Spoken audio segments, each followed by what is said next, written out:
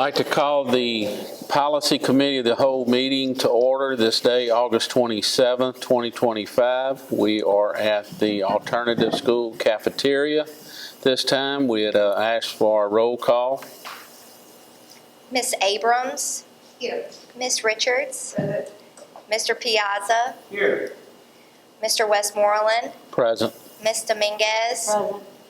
And Mr. Moore. Here. And Mr. Duncan. Here. All right, we do have a quorum, so we'll start first with revisions. A, consider approval of the revisions to policy IFA, instructional materials. Who's taking Dr. Fusel's place? I'll do my best impersonation again. All right. Yes, sir. This item A, 1A and 1B are both, you see the FT behind it? Mm-hmm. So these were changes at the state level, right, the legislative, and so Forethought sent us the revisions to align to the new state statute. So whenever you see FT on the agenda, except for number H, student assignment is not FT, I don't believe. That's the one that we were coming back with about the contract. Yeah, the transfers, yeah. All right, so anyway, for 1A and 1B, both of those are Forethought based on the new state statute. Move to adopt administration's recommendation. Second. Motion's been made and second. Do I hear any discussion on A? I do have one question for administration, just because it's in here. The rule shall establish reasonable and customary. Microphone. The only question I had, and I just want to make sure we're going to collect this a certain way, it says the rule shall establish reasonable and customary fees to be collected by the school to cover the cost of providing such copies. Is there going to be a set fee that we create, or? So we don't have a set fee. Like even when we have public information requests, you know, we can charge a fee. But most of the time it's done electronically, you know, and to be honest with you, most of our textbook material and things like that, they're electronic anyway. So we would just share that electronically. But we do not have a set fee. We do? Ron says we do. It's 50 Okay. cents per copy. if you Okay, pay for it. Ron says 50 Per cents. page. Well, I didn't know that. I'm the superintendent, You so were there you just go. checking to see if I knew. Yeah. No, I really didn't know. But now you do. Now I know. Thank you, Mr. Jinko. One page is 50 cents. Pay 50 cents. Yeah, no, is that copied on front and back? Is that one page? Yes. That would be 2 pages, the front and back. But I would ask the expert, Ms. Jenkins. The toner is We're more going to get stuck expensive. on pages here. The toner is more expensive than the paper. Yeah. It's So we'll do 50 yes, 50 cents for 1 page, front and back, yes. plus if an employee has to work overtime, they're responsible for paying that. Okay. Call a question. Call a question. Call vote. Just wanted to make sure we got it set. Vote our devices.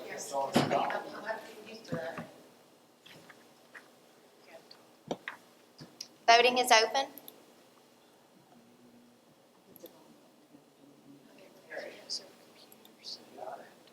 Miss Abrams. Yes.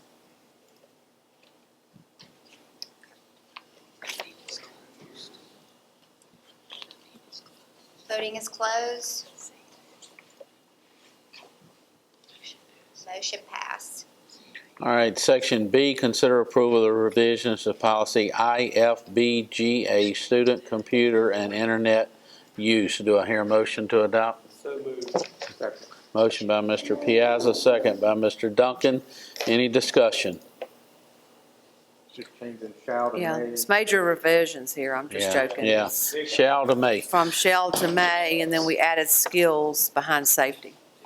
All right, call for a vote. Big time. Voting is open.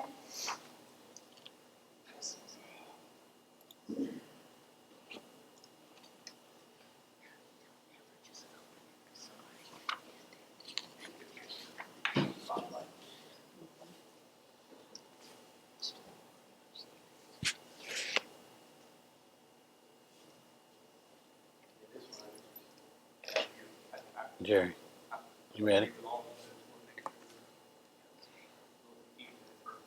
Voting is closed. Motion is passed. All right, moving to section C, consider approval of the revisions to policy JBD, student absences and excuses. Mr. Jinko. Yes, sir. Good evening, everyone. What this is, Bessie has revised Bulletin 741. They're just trying to clean up the definitions and kind of look more precise in the categories. There's going to be 3 categories of absences: excused absences, unexcused absences, and suspension/expulsion. They did add a little section here about student who is absent, including suspended students, shall be allowed to submit assignments and tests and is eligible to receive same academic credit as grades originally available when work is completed satisfactorily in a timely manner. Okay, do I hear a motion to adopt? So moved. Motion by Mr. Piazza. Second. Second by Ms. Dominguez. Any discussion? No discussion, no questions. We'll call for a vote. Voting is open.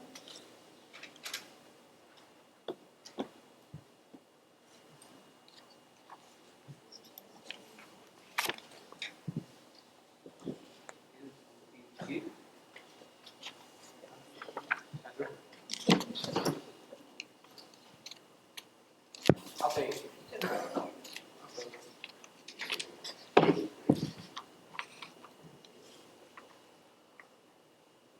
Voting is closed.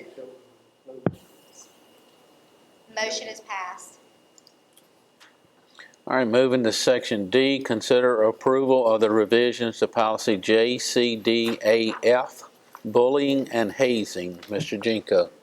Yes, sir. This was, again, an act of the 2024 legislative session that removed the required training for schools on bullying and hazing, the 4-hour requirement.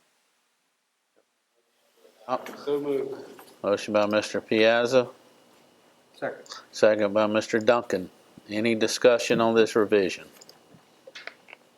Mr. Jinko, so what will supplement that, and what will take place of that? We will, the training and information that will supplement that, Mr. Moore, we will still do our training, our electronic training that the teachers have always done. It's just not going to be the 4 hours. It will be the basic definition of bullying, those types of things required for the teacher. Let the administration know, and the administration will follow the steps in the policy to investigate the bullying aspect. So we will still do some training. It would not be the extensive 4 hours that the state did require. And the state had taken that out. Yes, sir. All right. So what assurance is there? Okay, so what assurance is there if if the training that was initially mandatory by the policy, since that's being taken out now? So The mandatory 4 hours that the state requires, our training has not been taken out. Our teachers and administrators are still getting they watch the videos, they take the quizzes, etc. It is not 4 hours as the state had required in the past. Just remove the The 4-hour. 4-hour requirement. They're not saying that you don't have to do it. Correct. They're just saying it doesn't have to be 4 Correct. hours. Yeah. That's the difference. Okay. Any further questions? Now we'll call for a vote. Voting is open.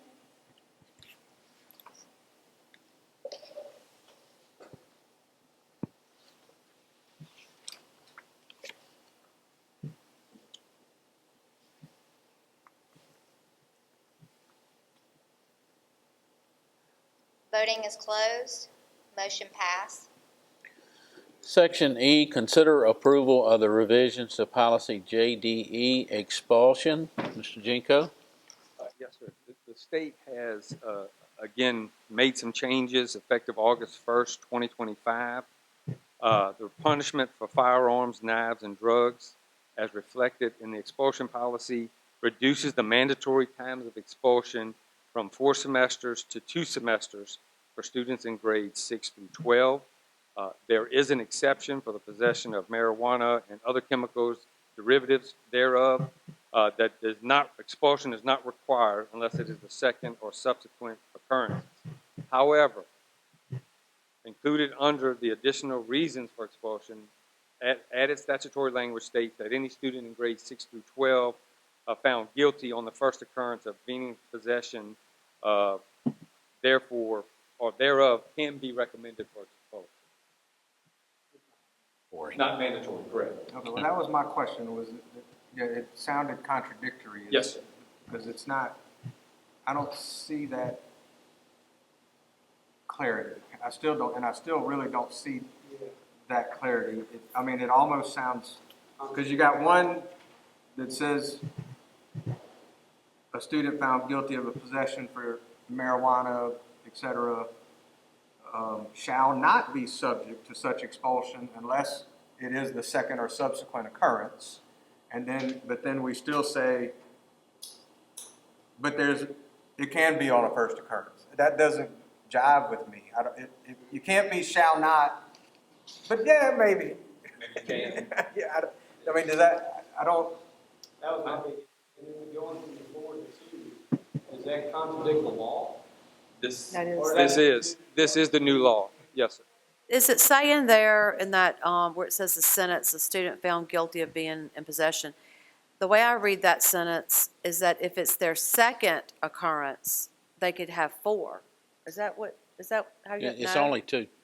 it's only 2.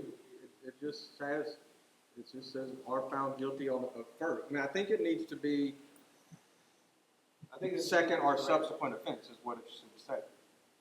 Because, I mean, if we have a prohibition that says that we're not going to expel them for 2 semesters on a first offense for marijuana, So you can amend the first occurrence to second occurrence second or subsequent occurrence in section 3. in section 3 is And what then- it sounds like it should read, unless that's not what y'all were trying to do. No, this comes directly from forethought. The way I read it as a non-attorney, that on the second time, you're definitely going for 2 semesters. But giving us the option of the first time, putting them up for DRC for 2 semesters if we choose to, as a district.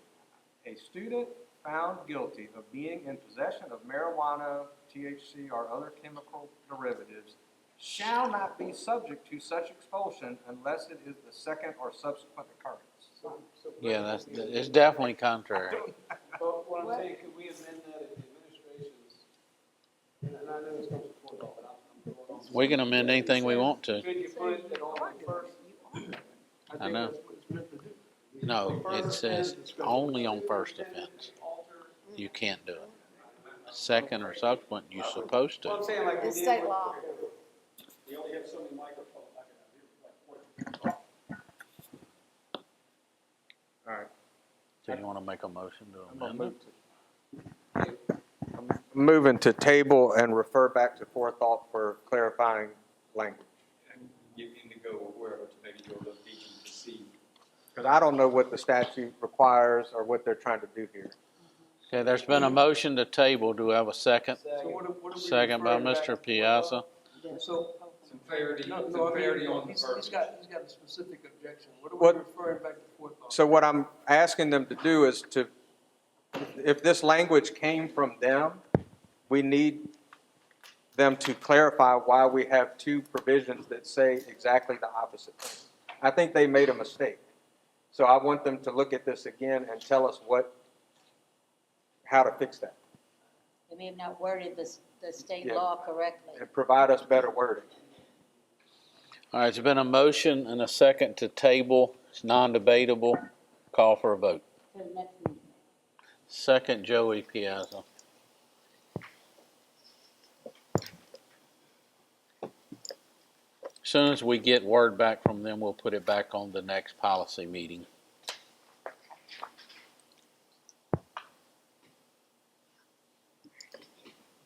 Voting is open.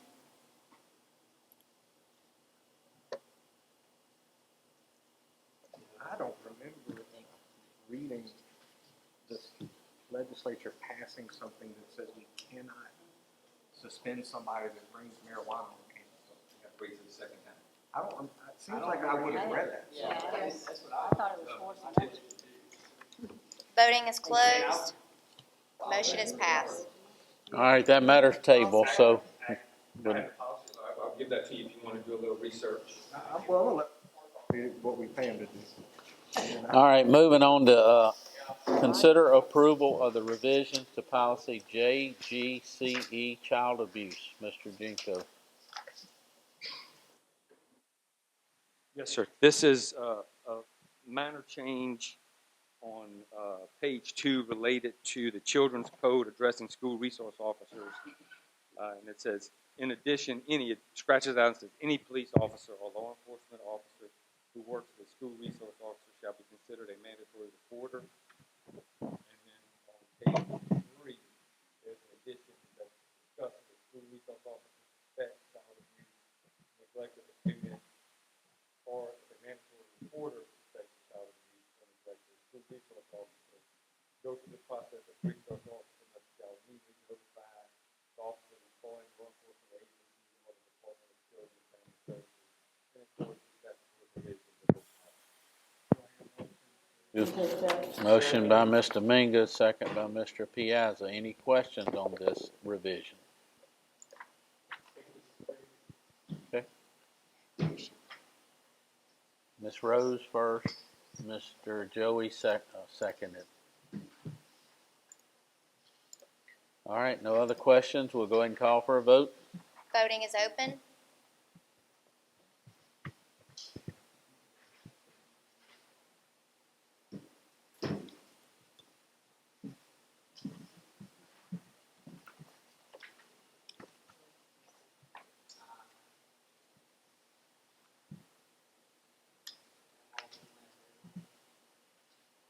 Joey.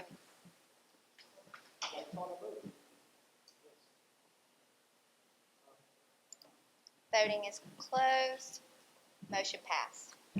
All right, section G, consider approval of the revisions to policy JGCF, behavioral health support for services. Mr. Jinko. Yes, sir. Another act in the recent legislative session that discusses, requires a public school make available to each student in grades 3 through 12 a mental health assessment by a licensed behavioral health provider, so long as it's annually authorized by his or her parent or legal guardian. And this is, we have individuals that can do this if the parent needs, or we can give the parent a list of outside agencies that can perform this if our individual does not have the letters behind their name. Do we have a motion to adopt? I'll make a motion to adopt. Motion by Mr. Mingus, second by Mr. Piazza. Questions? Just want to make sure that it reads here. You have a mic.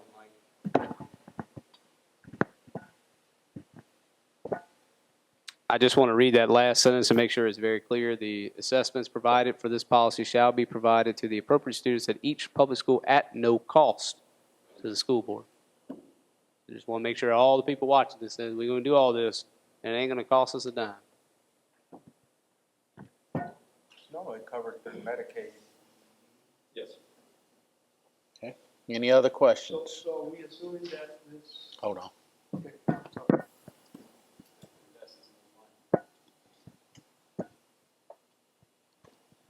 so are we assuming that the cost of this assessment is going to be covered by Medicaid? Correct. Yes, sir. Okay, so what if that child does not have access to Medicaid? Then we would see if the parent or guardian has individual health insurance. What if none of that is available and the parent has to come out of pocket for the assessment? And Ms. Moore, I would. We're gonna require the parent supply something that they can't afford? No, the parent is asking us to do this. We will not go into the classes and pull out students to have them assessed. The parent is going to ask us to assess the student. Yes. Correct. So the school system will make that assessment available if the parent cannot afford it. And they don't have insurance. If I would say that may be a possibility if it's done between 8 and 3 by our individual that is on the clock for us at that particular time. That may be a possibility. But, But it sounds to me like we're requiring that it has to be done. No. no, sir, no, sir. Require that the schools have to provide the options Right. for the parents if they ask. If they ask us to do the assessment, or ask for an assessment. All right, any other questions? Call for a vote. Voting is open.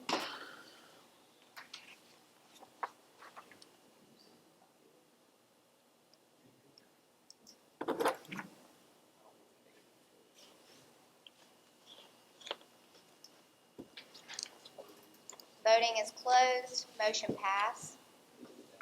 All right, moving to section H, consider approval of the revisions to policy JBCC, student assignment. Mr. Jinko? Yes, this is, when the board had asked the administration to bring in some guidelines related to discipline issues and/or attendance issues that transfer students may have that could possibly get them sent back to their home-based school.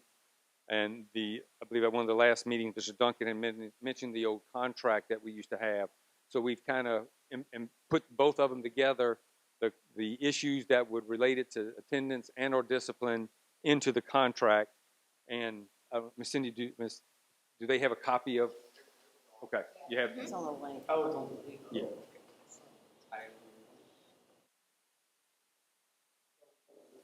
Just can I see the mic? All right, so first off, I'll make a motion to adopt the administration's recommendation. We'll get that on. Motion been made by Mr. Duncan. There's a second by Ms. Dominguez. Okay, and then Mr. Jinko and Ms. Stilley, this is the way I read this contract is, first I always like it when we say that, when we're explicit about what the expectations of the students and the parents are. But the meat of this is that if their absences rises to the level of having to be referred to truancy, then they're subject to basically probation through the rest of the semester, right? Yes, And so they would still be able to finish out the semester, and if they do well the rest of the semester, they can continue to stay on the school.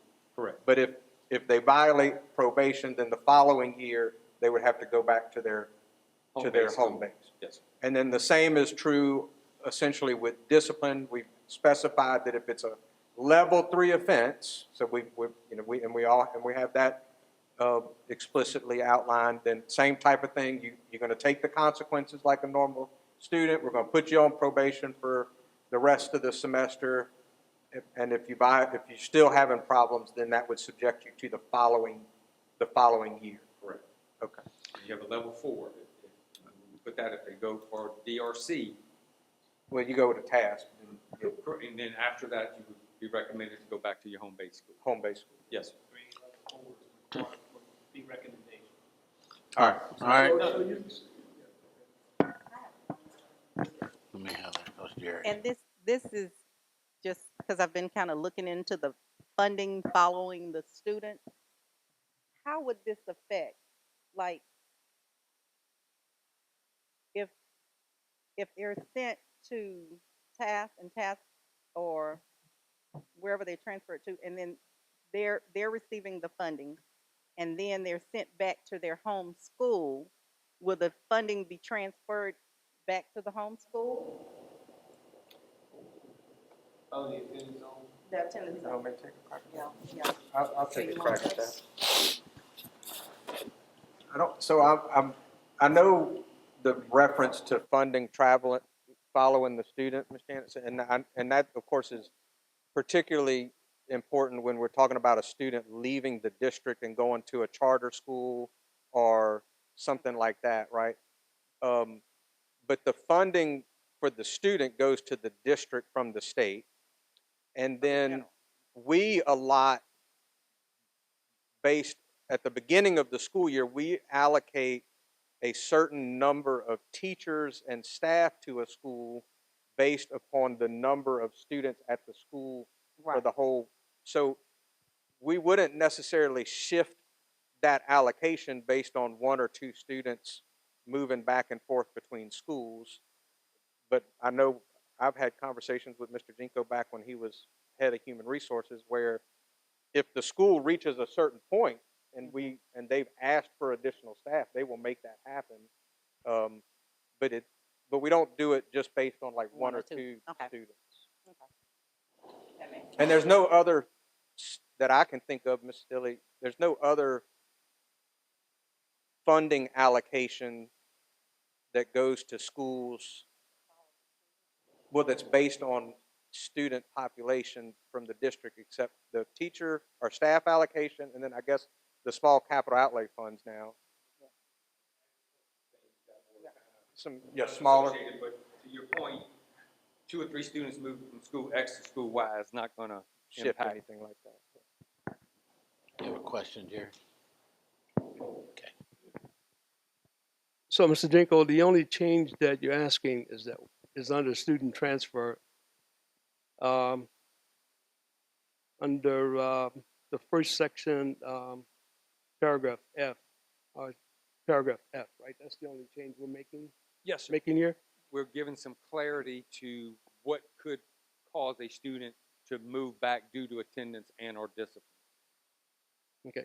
And so what I'm understanding is that if the DRC, this discipline review committee, decides that whatever offense has occurred merits placing that child here or at the alternative site, that once that child has finished that assignment, and then they would be good. They would go back to their own district.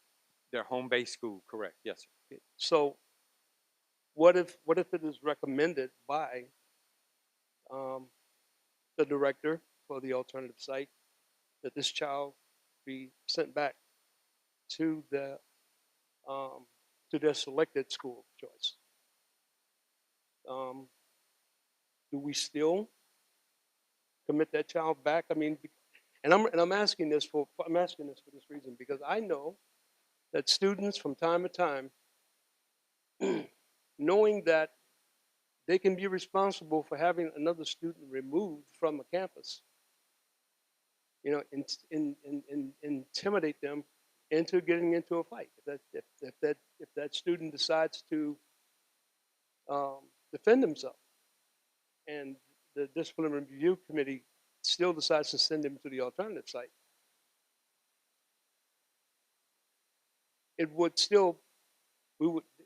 but the rule and the policy would still send that child back to his own district.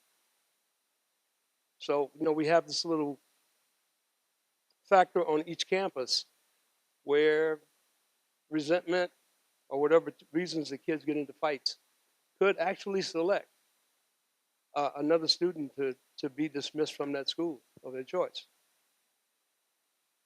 So, I mean, how do we safeguard that? Can that be done by if a student is assigned here?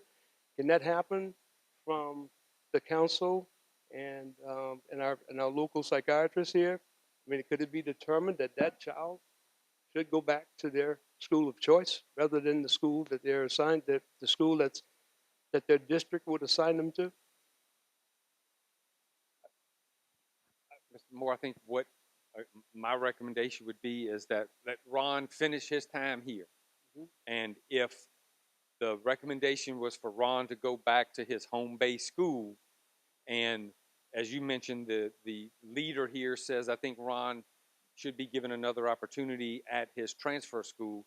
I think that would require a meeting with the recommendation of that particular principal from the transfer school, the administrator at the alternate site, any other individual that they have. Just very similar if you have a DRC, but it would be almost in reverse, to where there would be a meeting, and then ultimately the superintendent and or the board, depending on how you want to look at it, would make the determination. In this case, I think that the administration would make the determination, does Ron go back to if there's an appeal of him going to his home-based school. I mean, shouldn't that parent be able to appeal to the board just like with any other decision that's made? I think you're going to open a lot of appeals. I just, I think individuals will know what the consequences are. And every DRC appeal that you've had here, they've said that they've learned. And the opportunity for them to go back to the home-based school, and if they've learned and they have no issues that year, they could apply the following year to go back for the transfer. I think that makes sense to me too. That, I mean, certainly a parent, there's our standard grievance procedure where a parent can take it all the way to the board if they feel like the administration's not following our policy. But the goal with for me, the goal with the contract is to make sure that we are having a conversation with these parents and students on the front end so that they know and sign that they understand these are the expectations. And it's, I think, to their benefit to know, hey, if you get this far out of line, if you fall into the temptation of getting into a fight, then that can mean that you no longer get the privilege to be on this at a magnet school. I think they deserve that clarity on the front end. Yeah, if somebody jumps on me, I'm Well, not being that's a different. different. I'm defending myself. Well, but the defense argument is something that we handle through the DRC process. So if they go through DRC and they say, and they can demonstrate that it was self-defense, either at the DRC level or with us, well, then this doesn't apply because they have to go through the whole DRC process, have offered those defenses, and we did it, and not prevail before they get assigned to task and lose their transfer option. So they will get a full hearing on that kind of a question, right? So, yes, I mean, what I'm asking is, what assures that, right? What assures? The What DRC assures that process. a child is targeted? I mean, the due process and the inquiry process of the school doing their, I hate to use the word investigation, but doing the inquiry to find out exactly what happened, getting the witness statements, watching the video, and then making a determination that was it a one-on-one fight or was Ron defending himself? Then that goes to the DRC for them to review the same information, et cetera. Okay, I just wanted to have the conversation. Yes, sir. All right, any other questions? I'll call for a vote. Voting is open.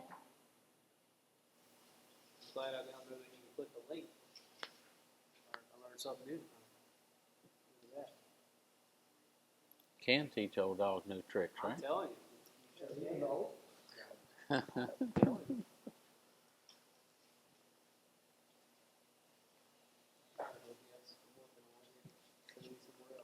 Voting is closed. Motion is passed. Now we'll move to the last and probably the shortest revision that we'll discuss tonight.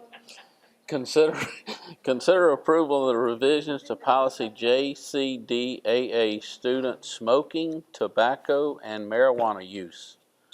Mr. Piazza? All right, thank y'all for that enthusiasm. I really appreciate that, guys. Look, it was just as invigorating actually trying to do these revisions, so thank y'all for that. I mentioned a while back about the issues that we're facing right now in our communities with vaping. Guys, I don't think I have to sit here on a soapbox all night and say how bad it has gotten. If it was, oh, sorry. Oh, we're good? Okay. The thing for me is if it was an isolated incident and it was getting better and we saw things getting better, that's one thing. We're not seeing it getting better. It's getting worse. We've sat in DRCs where it's for vaping. We had to address it last year with having a new process on how we test it. We have attorneys that come now that get involved with our vaping stuff.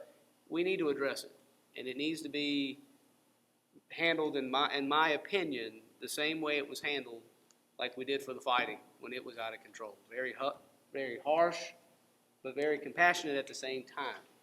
Vaping, and I've had long discussions with Mr. Jenko about it, on where we come to a middle ground of where we're not too harsh, but we can also have some tools in the toolbox for a child to turn around and make a better decision, was kind of reflected in some of these. Me and Ms. Stilley sat here and we just talked about it, and there's some things in these revisions. This was just to get the conversation, hey, this is where I am. Okay. If you would like to come rebuttal with some different language, maybe some different times. I know Ms. Stilley reflected that instead of, 3 days out, it's now 3 days in school. That's appropriate. For your first offense, that's an appropriate one.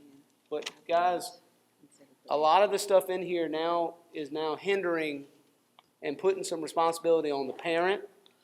There's some stuff that we put in here to where it now penalizes the student, like taking away extracurricular activities for 30 days. These are things that we have to be creative in how we address this to really nip a problem in the bud.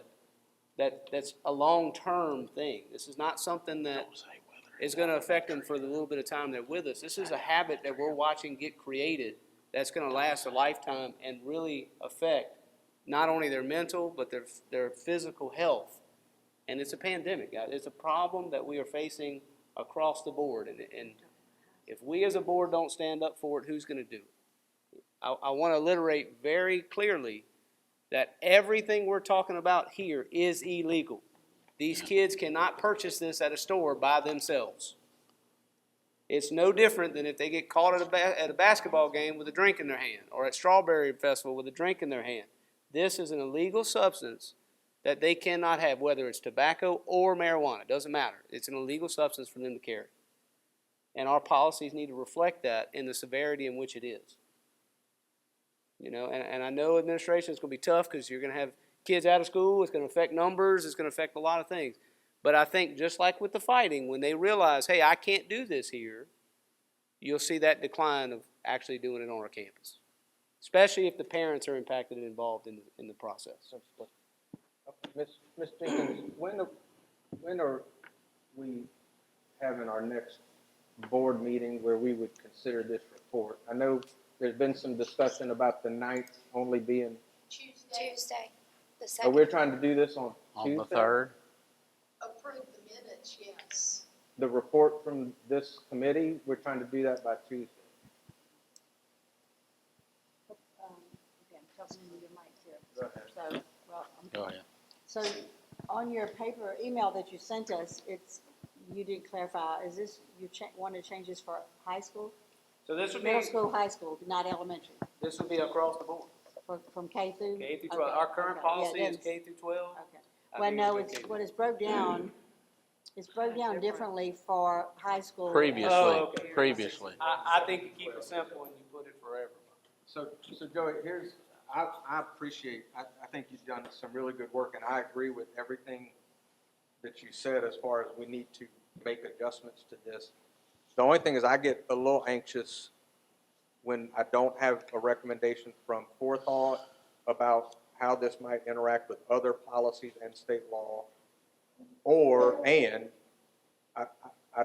I like to hear from, or give the administration an opportunity to review it and weigh in on it before we make a final adjustment. So what I was hoping was that maybe we wouldn't take this report until that mid-September. But I don't know that we have time to get to Forethought and for the administration to give us a recommendation before Tuesday. I would say not forethought. Not forethought. We'll also have one on the 17th. We'll have a regular board Can we meeting. table this till Tuesday and then let it go to forethought between now and Tuesday and then take it up and approve it on the next meeting? I think that's what they're saying, is that if we could take this up for final approval somehow, I mean, I'd like to move it forward, but then it would be moved forward for final consideration after it goes to Forethought and the administration at a September 17th. We could always pull it from the minutes and vote on it separately at the main meeting, and table it at that meeting. And To the pull it following Till the meeting. following meeting. We In could the do that. meantime, that everybody can start working on Yes. it. But the reason why, if you tabled it here, it would have to come back to a policy meeting, and then you gotta wait for those minutes. It's a little bit longer of a process. Okay, so I'm comfortable if we understand that we're moving this forward. We want to send it to Forethought. If the administration and Forethought do not have a recommendation to us by this upcoming Tuesday, we will pull it and move it to the next board meeting for final consideration. So your motion is to approve, Yeah, I think. but then we'll just send it to forethought in the background? And then, and if we don't have anything back from them by Tuesday, we all understand we're going to kick it. On Tuesday, we're going to kick it one more meeting. And for administration Right, we want administrative input and forethought. So Mr. Duncan's made a motion to approve the revisions, and Well, Mr. It's Mr. Piazza. Piazza's motion, I'll So you second. make a second. Okay, Mr. Piazza made a motion, Mr. Duncan second. Now we can have further discussion. Yeah, I would like to, I mean, this is broken, well, I'm using, I think they can hear me. Yeah, I'm loud. So I think, I guess my question is, it's broken down now, different penalties for elementary to pre-K, or, I mean, pre-K to 6 for elementary, and then 7 to 12. Why was the decision made to have separate policies that he would want to forego 2 separate, punishments and just do one across the board for a pre-K student and a 12th grade student? Looks like the only So- difference is the days of suspension. Well, that's what I'm saying. the Everything days of else is the suspension. So same. why did y'all have it broken down separately and he's going to add it together? Why do you think it would be better to keep it separate punishments? I mean, in other words, we had it there. Why? The thought was that with your, your pre-K to 6, you're hoping to do a little more training, and with our SEL curriculum, the just say no type mentality to not get them started. And what you're also finding is with the pre-K, 1st, 2nd, 3rd, 4th, they're not coming to the alternate site if they were to go through the entire process. So like for the 7 through 12, on the 4th step now, they would come to DRC, the way it's set up. Our kids under 6th grade are not coming to DRC. So it's hopefully more to be a little preventive, like the DARE program type did with Just Say No to Drugs, with the thought with the breaking the 2 up. You consider, Joey, that it would be maybe pre-K to 5th and then 6 This levels? policy would affect 6 through 12. Yeah, 6 through 12. Whatever, because like I mean, you said, that's- they can't go to alternatives anyway. That's kind of what I was thinking, 6 through 12. I definitely agree there needs to be more punishment than one day because it's against the law anyway. It's absolutely against the law to smoke on campus, much less have marijuana on campus. No. Or marijuana is different from this, but Yes. yeah. If the vape is found to have an illegal drug, that is an automatic DRC. Yeah. That would not do this. That would be an automatic DRC for 2 semesters or whatever forethought. Whatever we end up approving. But yeah, so this is just for the vape pens that are tested and found to have just Nicotine or whatever. vapor or whatever, no, nothing. Now, too, in here, and if you caught it, and I want to make it very clear, that when we test these things, that it should fall to the cost to the parent. Yeah, I think you wrote that in. Yeah, that should fall to the parent. They're bringing it on campus. That should not be taxpayer money to have to pay for that. So let me make one assertion on that, right? I mean, that implication that the parent is always responsible for a child having a vape on campus. We've had cases where children were distributing vapes on campus. So when you consider that this is a punishment for parents, I think that's a little bit overboard. I think that parents should be involved anytime our kids are doing something that breaks the rules. And parental involvement should always be considered, necessary when it comes down to the kids, because that's, they're responsible for their children. But to imply that this is punishment for the parent, maybe punishment for a parent that supplies a vape for a child, yes, maybe. But if a child has the money, they can get a vape. So for us to point out, right, and blame the parent specifically and inclusively for this offense, I think it's overboard. And look, I'm not saying it's a punishment for the parent, but You did say it was a punishment. But it's a consequence that they have to take responsibility of their child's action on our campus. Because right now, the taxpayers are paying to test every single vape. Every single vape that comes in, we got to pay for a kit that tests as a vape. And we didn't bring them here. We didn't put them on our campus. And I'm not blaming the parent, every parent gave a student a vape. But at the end of the day, if my kid does something, I'm responsible for that kid. I'm responsible for the damage they cause. I'm responsible for the things that are done by my child. This has to fall to the parent, because we know as educators, if you don't get the parent, you're not going to see a change in the child. I disagree with you, because the child thinks for themselves. You know, that child is not a machine. You know, every child, I don't care, even babies, So, make choices when they're. But my question to Mr. Moore is, we can't treat our environment any different than you would the outside environment. If my kid gets caught tomorrow at Strawberry Festival with a beer in his hand, I got to pay a fine. I didn't provide him the beer. So, Mr. Moore, I have something to make you feel better about this. This is gonna fall into one of those assessments against the parents, where they're gonna get a paper from us that says that they owe us X amount of dollars. Yeah. Ultimately, we cannot deny them educational services for failing to pay our assessments. What they get denied for, as I understand it, like they wouldn't be able to go to extracurricular activities. That student would not be able to go to extracurricular activities if they don't pay that assessment. There's some things that we can deny them, but ultimately, it's not like we can say, well, look, if you don't reimburse us for that drug test, they can't come back to school. We can't do that. And So I don't know if that makes you feel any better about it, but I think that's an important No, I'm thing to speaking point out. strictly to the labeling the parent. Oh, that it's the parent's fault, yeah. No, it's not their And fault, look, I but don't we're think it's the responsible. parent's fault, but they have to also own up to responsibility I mean, of the child. So, And right now, we have a lot that don't do that. Do you teach your children to vape? I teach my children You to take turn them- you around and teach- run when they see You a vape. teach them to take one to school. No. Well, a lot of parents don't. But if he gets What caught if your with one, son- you better what if believe your it's son- plus what if your minus. son- Yes.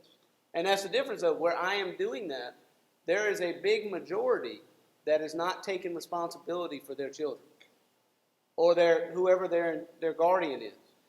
I mean, I have people who literally in open meetings say, "Yeah, I gave them that vape because they suffer from anxiety." They didn't go to a doctor. They didn't go to a professional. They made a decision. And again, I want to be clear. This is not to punish them for they put the vape in their child's hand, because that's not the majority.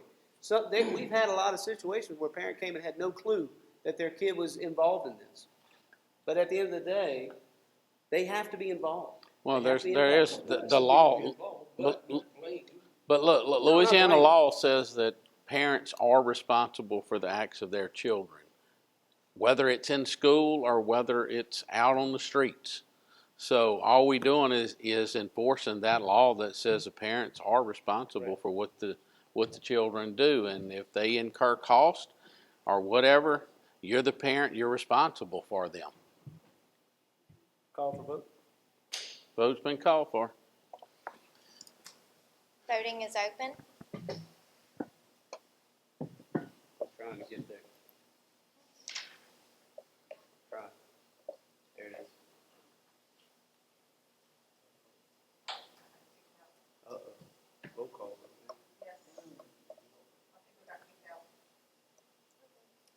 Right? You get kicked out? I did. Okay. I got it. They got one.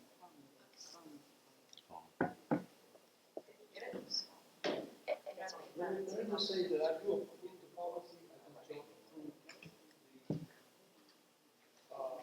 approve the rationale behind it. Okay, I understand.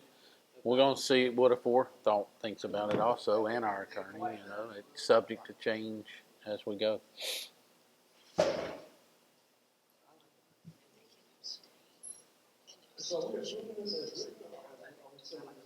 We're moving it forward with the understanding that we gotta go to forethought and get admin, and we're not gonna vote in favor of it on Tuesday unless we have recommendations. Until we have all the It's recommendations. got to go to attorneys. It can't be. It's got to go. We're just moving it to the next step. And I will pull it myself if it's not done by then. Motion is passed. All right, that's all that's on the agenda this afternoon, so the meeting is adjourned.